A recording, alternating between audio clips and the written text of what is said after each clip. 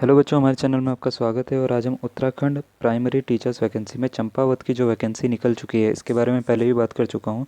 चंपावत की वैकेंसी जो है वो आ चुकी है, और इसमें हम कुछ जो है चीज़ों के बारे में बात करेंगे जो अभी तक जो है पुरानी वैकेंसीज़ में नहीं है। जैसे कि इसमें शपथ पत्र जो है ये मांग रखा है। अब ये क्या है, किस तरीके से बनेगा, क्या होगा इसका, ये सब के ऊपर बात करेंगे। विज्ञप्ति संख्या क्या है सही वाली, पिन कोड क्या है जिस पे आपको भेजना है, ये भी आपको इसी वीडियो में पता लग जाएगा। और आपको फॉर्म का फॉर्मेट किस तरीके से है वो भी आपको मैं बताऊंगा पूरा का पूरा। तो चलिए स्टार्ट करते हैं।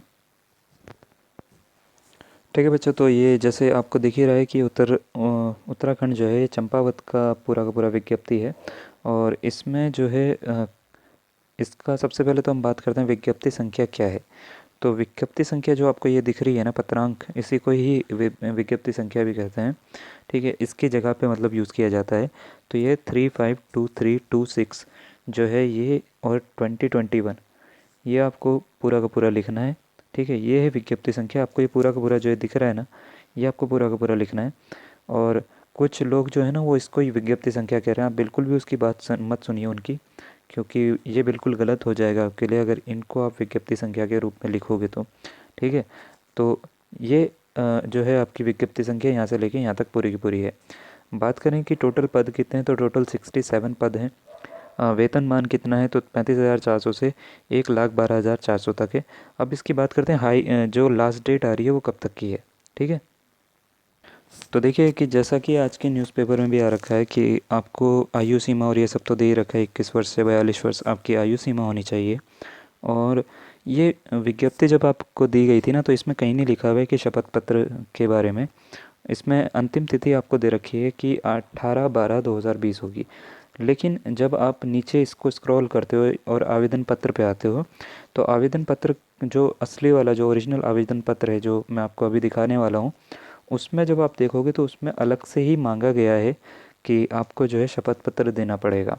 ठीक है, तो सबसे पहले तो हम बात करते हैं 18/12/2020 जो है वो तो इसकी है लास्ट डेट। आपको 18 तारीख तक जो है ये पहुंच जाना चाहिए वहाँ पे। आपको इससे पहले ही आपको पोस्ट करना पड़ेगा। स्पीड पोस्ट कर रहे हो तो आप कम से कम 4 दिन का गैप तो आप लगा के चलिए कि आपको 4 दिन आपके लगेंगे, और उस हिसाब से ही आप भेजना।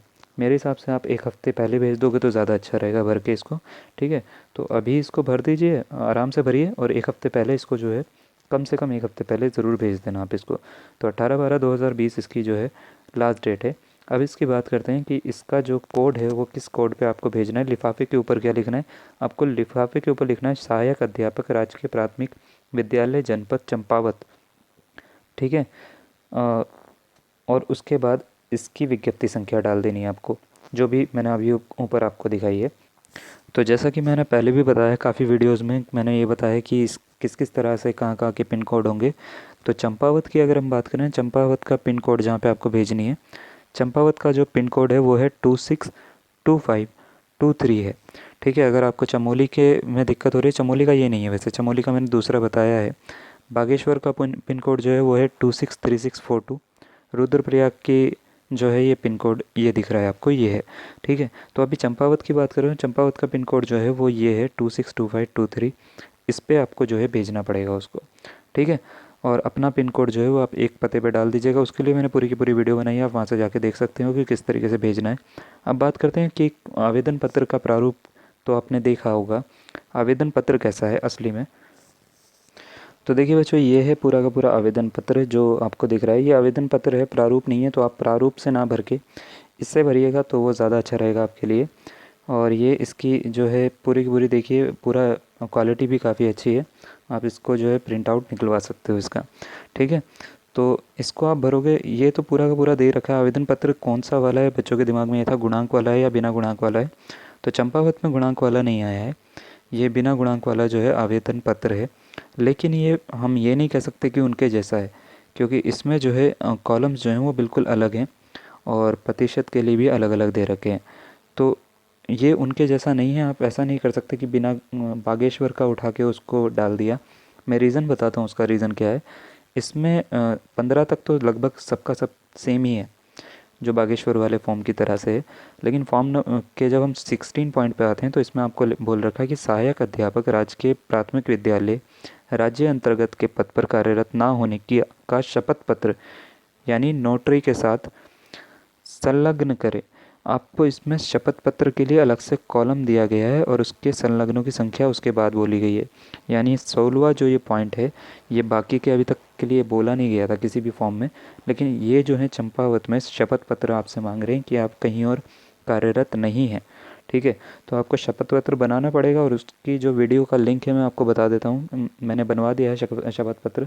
उसका जो है एक आपको क्या क्या लिखवाना है, किस किस तरीके से करना है, वो मैं वीडियो के लिंक में आपको दे रहा हूँ। आप वहाँ से देखिए, पूरा का पूरा आपको समझ में आ जाएगा। और कहीं पे भी गलती मत करना। अगर आपको कहीं पे भी डाउट लगता है तो आप मुझसे पूछ लेना, ठीक है ना। तो आप कमेंट कर सकते हो, पूछ सकते हो। उसके बाद जो है यहाँ पे आप ध्यान से देखिए, आवेदक के हस्ताक्षर, दिनांक, स्थान, ये सब का है। और जब आप इसका अनुबंध पत्र देखते हो ना, तो यहाँ पे नोटरी और शपथ पत्र के बारे में लिखा गया है। क्या लिखा गया है कि आपको लिखा गया है, मेरे द्वारा आवेदन पत्र में की गई अंकनाएँ प्रस्तुत अभिलेखों प्रमाण पत्रों में किसी भी प्रकार की भिन्नता या त्रुटि या असत्यता पाई जाती है तो मेरे विरुद्ध विभाग द्वारा जो अनुशासनात्मक कार्यवाही की जाएगी वह मुझे मान्य होगी। और शपथ पत्र नोटरी से सत्यापित होना है मेरा, ये भी इसमें ही लिखा गया है। सत्यापित का मतलब ये नहीं है कि अलग से कुछ बोला गया, इसका मतलब ये है कि मेरा शपथ पत्र पे जो है वो नोटरी ज़रूर लगी हुई है। बिना नोटरी का शपथ पत्र आपका माना नहीं जाएगा। तो आपका स्टैम्प ड्यूटी जो है वो ज़रूर लगेगी। कितने रुपए की लगेगी? तो शायद वो 10 रुपये की लगती है।